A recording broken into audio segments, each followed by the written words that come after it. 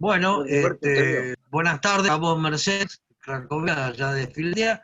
Buenos días, Delio Chegará, Roberto Martínez y Alejandro Molina, acá de Buenos Aires.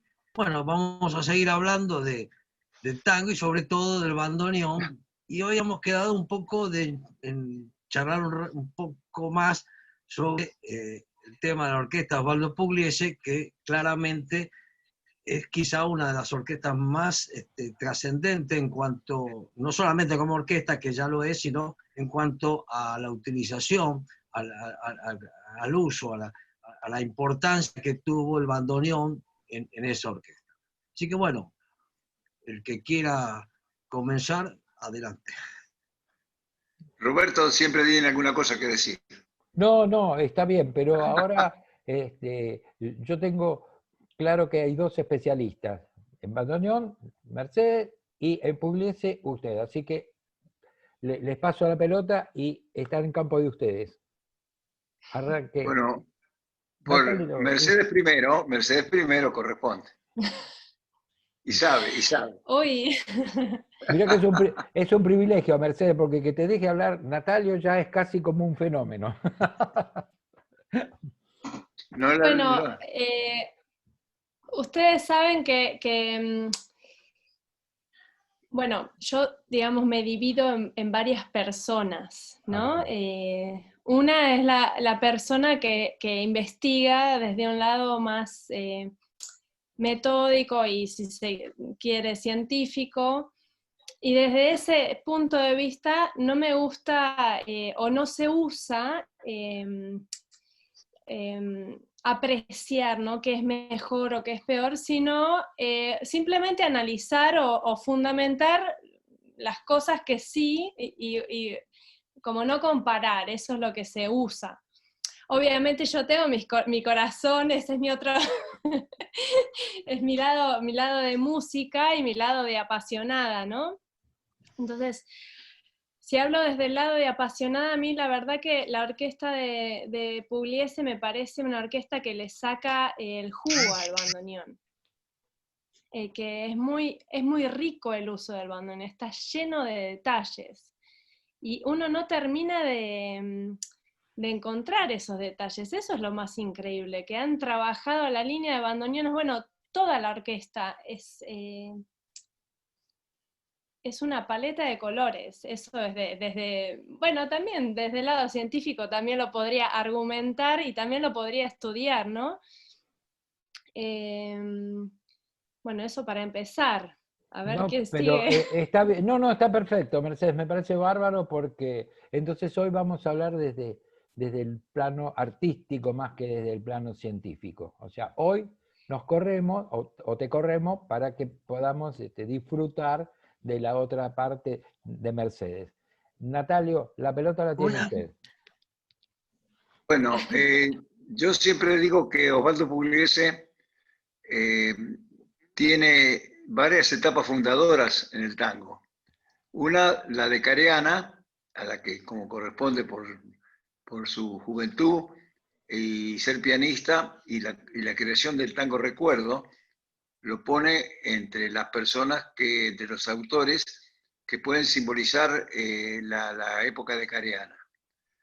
El sexteto de Caro, como lo llamaba él, de los papelitos, es decir, es el primero que incursiona de alguna manera en el arreglo, no un arreglo sistematizado como podría ser después lo de Argentino Galván y los que lo siguieron, sino un arreglo primario, pero que con unos intérpretes excepcionales como su hermano en el piano y los dos bandoneonistas principales que tuvo, Lawrence y Mafia, nos llevan a decir que De Caro crea el principio de la evolución del tango. Y Pugliese está en ese tema, está en ese esteto. Todas las etapas anteriores a su orquesta lo ven, lo muestran, tanto Bardaro Pugliese como las orquestas que él intentó hasta el año 39. Pero lo que pasa es que Osvaldo Pugliese, después de un comienzo donde toma como repertorio todos los tangos fundamentales de De Caro, sobre todo teniendo aquel violinista tan importante que pudo hacer Camerano, que pudo hacer una recreación de los tangos de De Caro, hoy prácticamente inolvidable, encuentra en un momento que pasa al pugliesismo. Es decir, yo siempre recomiendo que se escuche Flor de Tango, el primer tango de un intérprete de la orquesta de Osvaldo Pugliese, que es el violinista Carrasco, uruguayo, que es el primer tango instrumental de un integrante de su orquesta.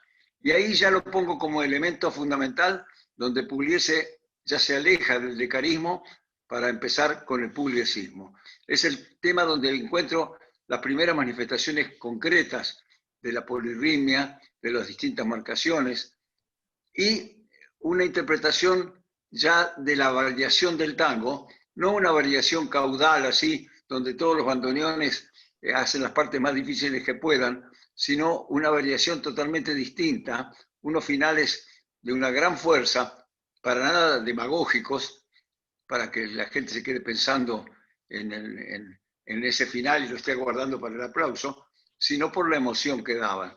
Y ahí es cuando Ruggiero, que reemplaza a partir de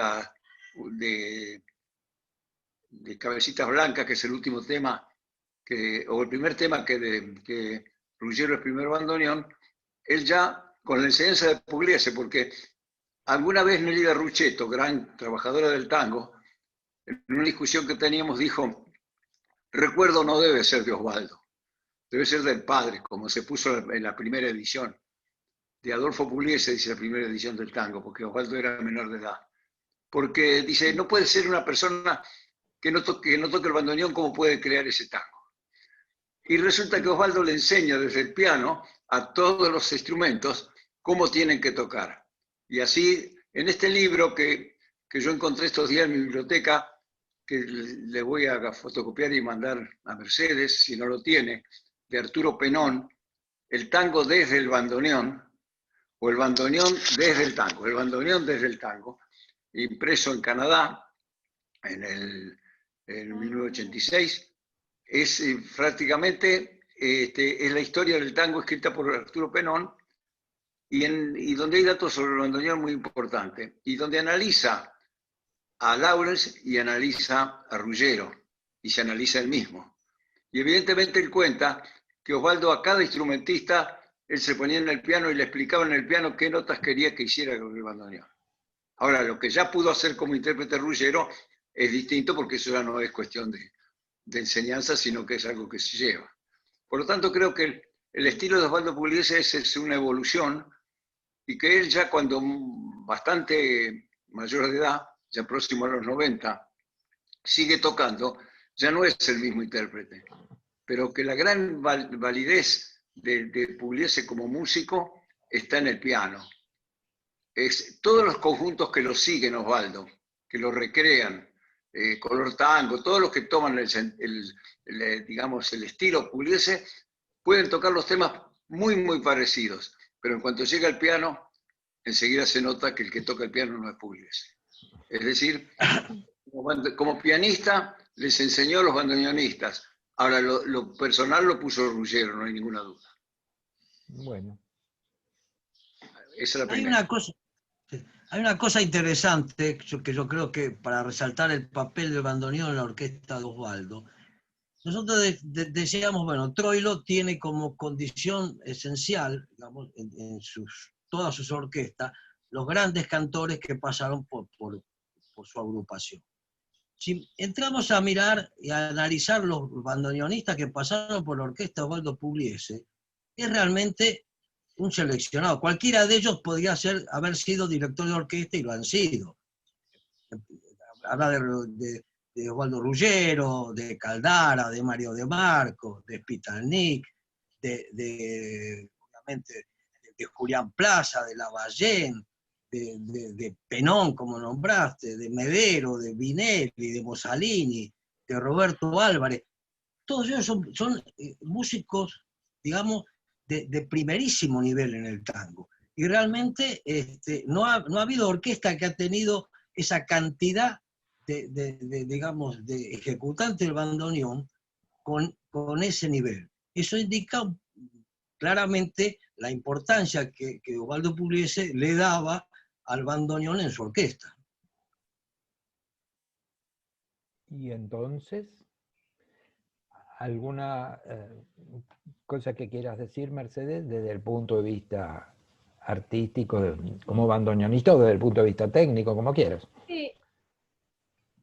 No, lo que me quedé pensando es justamente la línea de Caro y que se va como perfeccionando el arreglo, ¿no? Lo importante del arreglo, que muchas músicas populares Sí. por ahí no pasan a ese estado, no llegan a perfeccionarse y pasar a ese punto, y que es, la orquesta de Pugliese en ese sentido, bueno, es la excelencia, ¿no? Bueno, ya la orquesta de Caro tiene unos arreglazos, ¿no? Pero eso me parece que para el tango es como también uno de los puntos que ha llevado que la técnica de ejecución del bandoneón se haya perfeccionado tanto, la escritura o el arreglo, ¿no? Sí, a mí me gustaría, más que afirmar, consultarlos a ustedes. Cuando uno piensa en el tango como género, está en presencia de una evolución constante. Ahora, por lo que estamos diciendo, casi como la figura central de esa evolución ha sido el bandoneón, porque si uno parte desde De Caro, los bandoneones de De Caro han sido cosas fantásticas, ¿no? Y luego y estamos hablando ahora de Pugliese, y luego tenemos que hablar de Troilo, mencionarlo, y Piazzolla, o sea que casi es como que la evolución del tango, los altos puntos de su evolución están ligados al bandoneón, más que a otro instrumento. Esto es lo que me parece. Me dicen que es un disparate lo que digo, o lo confirman, no sé. Los dejo a ustedes para esto. Yo casé el león, se lo meto en la casilla, ahora pélenlo. Yo tengo No, algo que se me... No, por favor. no, por favor, por favor. Te aprovechamos, nosotros podemos hablar todos los días, te aprovechamos. No, es un placer pensar todas estas cosas, la verdad que es hermoso. Lo que se me ocurre ahora, lo que me surge, ¿no? Es que lo curioso es que el bandoneón no viene con una historia atrás, entonces el bandoneón se desarrolla junto al tango, eso es algo maravilloso. El piano sí tiene una historia, entonces el piano en el tango se desarrolla ese lenguaje, pero por ahí no la técnica de ejecución, porque eso ya está como muy evolucionado, entonces los pianistas ya tienen maestros por ahí que habían ido al conservatorio, o que ellos los mismos pianistas por ahí tuvieron una formación con una técnica que ya venía desarrollándose y bastante evolucionada, ¿no? Eso me parece lo curioso, que el bandoneón crece al lado porque no había una escuela de bandoneón en otro género, por ejemplo, o sea, de la mano se desarrollan, o sea que en ese sentido creo que estoy de acuerdo con lo que decís. ¿Qué te parece, Mercedes? Perdón, le decía a Mercedes, ¿qué le parece si en vez de hablar del bandoneón que le dio, el bandoneón al tango, digamos, ¿qué le dio el tango al bandoneón? Es decir, un campo totalmente nuevo para el bandoneón, donde vino de invitado o de hijo menor y de repente se convirtió en el dueño. Sí. Es decir, que ver quién influyó más, si el tango en el bandoneón o el bandoneón en el tango. Y estoy de acuerdo con Mercedes en que el tango, que el tango le dio mucho campo, mucho aire al bandoneón. No sé si igual al que el bandoneón le dio al tango, pero que el bandoneón llega a ser lo que es por el tango. Sí, eso desde ya. Nace con el tango, el bandoneón nace con el tango, claramente, digamos. Sí, lo otro es una historia, digamos, que no tiene tanta relevancia. El tango el bandoneón, digamos, comienza a ser un instrumento relevante con el tango. Y a partir de ahí, digamos, se desarrolla y llega a otros géneros, ¿no? Pero a partir del tango. Sí. Y esto qué interesante también de que Pugliese mostraba desde el piano Claro. y los bandoneonistas, bueno, sacaban las ideas o copiando o bueno, escuchando. Eso pasa mucho, ¿no? Con el bandoneón de imitar para encontrar un efecto que hace el violín o imitar dentro del tango, ¿no? Que para mí es como un espacio de mucha creación, como que eso dio el bandoneón también, al no tener esa historia y esa forma ya de tocar que uno ya aprendía desde otro género, como de investigar adentro del tango. Hay una historia que en lo afectivo nos toca muy de cerca, que es la de Emilio Balcarce, porque Emilio Balcarce era violinista de la orquesta de Pugliese, y luego, al final de su historia, termina, un día le dijo a Alejandro que él empezaba a tocar el bandoneón porque estaba aburrido de estar parado, ¿no? Era muy gracioso, y termina armando la orquesta escuela como bandoneonista.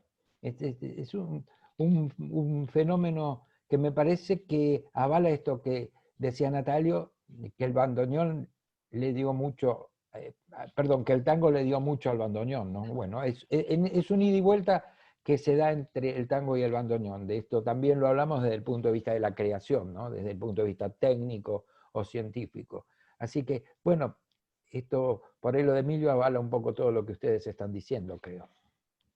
Y hay otro también, otro gran músico del tango, Alfredo Bovi, que también hacía algo similar a lo que describía Natalio con Pugliese. ¿Sí? Bovi le daba a cada uno de sus músicos, desde el piano, cómo tenía que tocar, cómo era el estilo Bovi. Inclusive se comenta, digamos, comentaba Nelia Rucchetto, que al pianista, si Bovi se tiraba en el piso y le mostraba cómo tenía que, digamos, que usar los pedales, le agarraba los pies digamos, para mostrar cuál era la marcación que él quería, ¿no? Eso es una cosa, digamos, que es realmente muy, muy, muy relevante, ¿no? Como el director de la orquesta, en esa época donde el estilo era fundamental, buscaba enseñar, marcar cómo quería que tocara cada uno de sus instrumentos dentro de la orquesta. También lo que decía Natalio respecto de los seguidores de Pugliese, que el piano no le faltaba eso, ocurrió también con los seguidores de Di Sarli. Todos los que continuaba Di Sarli se encontraban que le faltaba lo más importante, que era el piano de Di Sarli, ¿no? A propósito, Alejandro, a propósito de los pianistas, revisando las orquestas, las grandes orquestas del 40 son minoría los bandoneonistas directores. Sí. Porque, pongamos, Mariano Mores, por ejemplo, que nunca fue para mí una orquesta de tango de mi gusto, como creador pianista, bueno, todas las cosas que hizo, y se recuerda y es un pianista. Salgán es pianista. Ni hablar de Di Sarli, ni hablar de Pugliese. Entonces, recién Troilo y Federico después, y con toda su grandeza Piazzolla, ponen el bandoneón en primerísima línea entre los creadores. El arreglo, por ejemplo. El fénix de la creación, digamos, lo que era una creación, era la Guardia Vieja. La Guardia Vieja hacía un tango de 3 partes, que después cada una de esas partes podía ser un tango por sí mismo. Y sin embargo, un disco de la Guardia Vieja sin arreglo, ya después del minuto y medio te cansa. Ya está otra vez, vuelve a repetir. Entonces, el valor del arreglo es importantísimo para poder concebir después el trabajo de las orquestas. Y lo que la gente cosecha es lo que el músico le da. Y después cuando eso se transforma en algo popular, uno se olvida de dónde viene la cosa.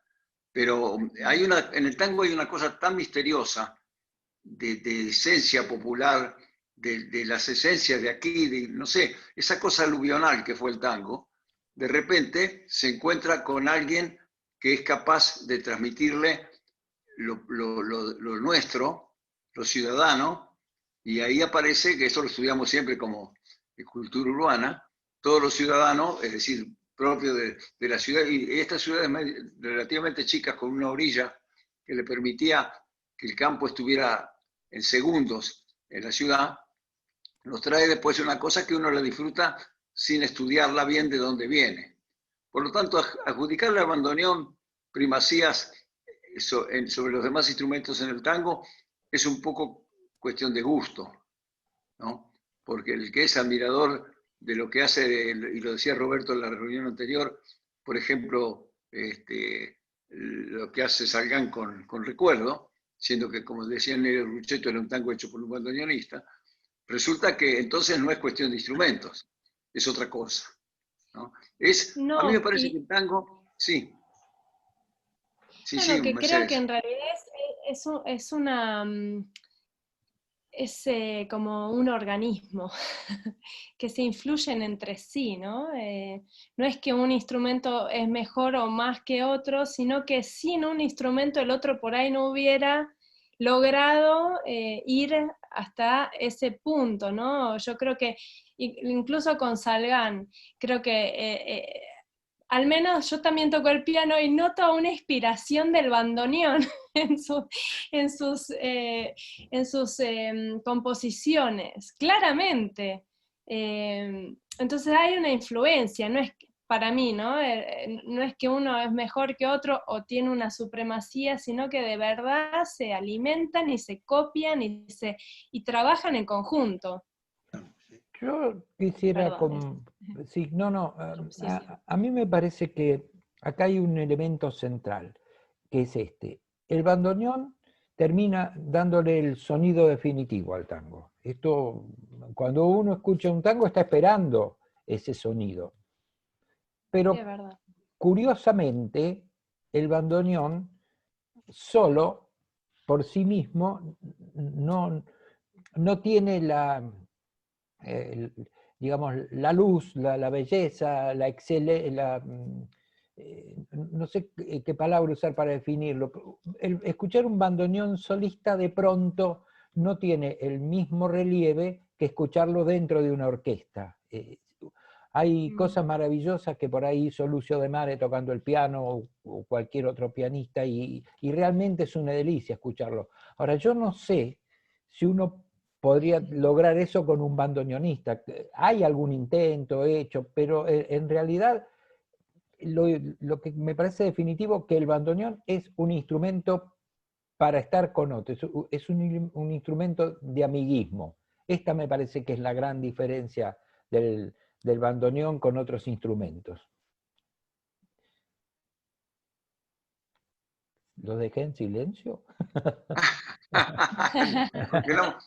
Nos congeló a todos. El violín también, ¿no? El violín es un instrumento de orquesta más que Sí, solista. sí. Bueno, es solista pero acompañado, Sí, siempre necesita claro. un acompañante. Sí. Así que sí, yo creo que... creo definitivamente que el bandoneón no hubiera llegado al nivel de excelencia técnica que tiene, que es increíble, que se desarrolló solo dentro del tango, no lo hubiera hecho sin la influencia de otros instrumentos y músicos que tocaban otros instrumentos. Claro, sí, ese es el punto, me parece. Vos decías, Natalio, que digamos que la mayoría de las orquestas del 40, las más importantes, estaban dirigidas por pianistas, lo cual es realmente cierto. Pero vos fíjate que no ocurre lo mismo en la Guardia Vieja. Las figuras la mayoría de las figuras más notables de la Guardia Vieja son bandoneonistas. O sea, Arola, Greco, Pacho, Osvaldo Fresedo. O sea, por supuesto, vos me podés nombrar a Firpo, a Canaro, pero fíjate que las figuras, digamos, de mayor peso, o sea, el bandoneón comienza a meterse adentro del tango y a prácticamente hacer instrumento imprescindible en una orquesta del tango en la Guardia Vieja. Después Se me Por ocurre supuesto, algo. aparece obviamente A ver. Cobian, aparece, digamos, Delfino, pianistas importantes, pero el comienzo del tango como estructurado está en manos de los bandoneonistas. Por lo menos esa Sí. es mi No, está bien. humilde opinión. Ibas a decir algo que se te ocurría, Mercedes. Sí, se me ocurrió que justamente algo para investigar, es algo que se me pasó por la cabeza, si este cambio de dirección hacia los pianistas tiene que ver con el arreglo, justamente. Y, ¿No? Porque las orquestas que son anteriores, dirigidas por los bandoneonistas, no tienen arreglo escrito, digamos, evidentemente hay un arreglo verbal y más una práctica popular de oído, ¿no? sí, sí. Y cuando empieza el arreglo ya, y una búsqueda de que el tango no se quede ahí, sino que busque algo más, y mejorarlo, refinarlo, y ahí vienen los pianistas que evidentemente tenían otra formación. Ese es el punto. El pianista tenía una formación académica de conservatorio que los bandoneonistas no tenían. Recién, digamos, entonces, claro, el arreglo viene desde el piano. Normalmente los arregladores eran pianistas. Eso es verdad. O por lo menos los que, por ahí no arregladores, los que orquestaban de alguna forma, ¿no? Es decir, en el sexteto de Caro no está muy claro si el que orquestaba era Julio o Francisco, ¿no? Por lo menos yo no lo tengo muy claro, ¿no? No sé si quién era el que manejaba los papeles, ¿no? Yo creo que la fuerza creadora de Francisco es muy importante, muy importante. Sí, claro. Es como compositor es una cosa, pero como parte del sexteto es importantísimo. Él crea figuras para el tango en el piano que no existían antes de él, ¿no? Y siempre Pugliese hablaba de Goyeneche, pianista de aquellos años, de los años 25, muy importante como del estilo de Francisco. Es decir, que y como recordamos en la reunión anterior, a Goñi con Troilo. Sí. Es decir, la polenta del tango y la columna vertebral de ese tango original de Troilo era Goñi, no hay ninguna duda. Entonces, el que cree, tal vez no hagamos un combate de incapacitados, como se habla cuando cada uno quiere... Eso lo planteó Mercedes. Que... Eso lo planteó Mercedes y está muy bien. No hacemos juicio de valor. Igual eso, no hay juicio de valor porque cada forma y cada práctica tiene algo único. Ahora, eso es así. Pero son distintas las prácticas. Lo que yo podría hacer es un juicio afectivo. Y diría lo siguiente: ninguno de nosotros tres, salvo por supuesto Mercedes, ninguno de nosotros tres somos músicos. Somos amantes, tangueros, tangólogos, como decía Horacio Ferrer, pero la pregunta que me haría y les haría es esta: si en algún momento volviéramos a ser jóvenes y nos dijeran, bueno, se tienen que dedicar a la música, la pregunta es, ¿qué instrumento elegirían? Yo no tengo dudas. Todos nos tiraríamos de cabeza al bandoneón.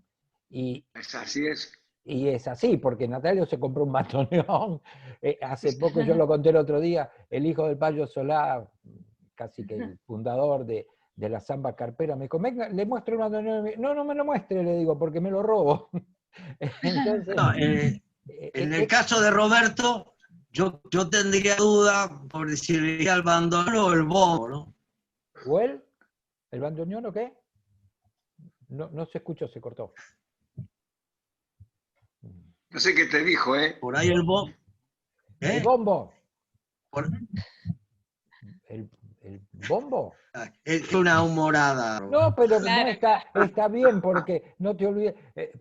Yo fui adolescente en la época de auge del folclore, entonces la única cosa que podía tocar era el bombo, así que era bombista.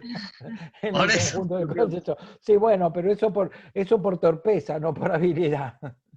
Pianola, lo único que yo podría tocar es la pianola o o el organito. En eso sí estamos de acuerdo. La pianola me sale bárbara. Bueno, estamos ya terminando esta charla y como siempre disfrutando, yo diría más que terminando, estamos disfrutando esta charla, así que nos queda mucho hilo para cortar y si les parece nos volvemos a reunir la semana que viene. ¿Les parece? Sí, por Bueno, supuesto. Sí. entonces nos estamos despidiendo y como siempre, Mercedes, el gusto de contar con tu valioso aporte. ¿Ponés un tema, Roberto? Sí, ¿qué tema? No, No, un tema para la reunión que Yo creo que viene. teníamos que entrar ya un poquito a hablar del tango en Islandia, ¿no? También. Eso está bueno. También perfecto. para ver para entender un poco cómo se desarrolló, digamos, en Islandia, cosa Sí. interesante, ¿no? En un lugar Aprovechemos la Mercedes. Perfecto. tan Perfecto. distante, ¿no? Tango en Finlandia. Listo, bárbaro. Gracias, nos vemos.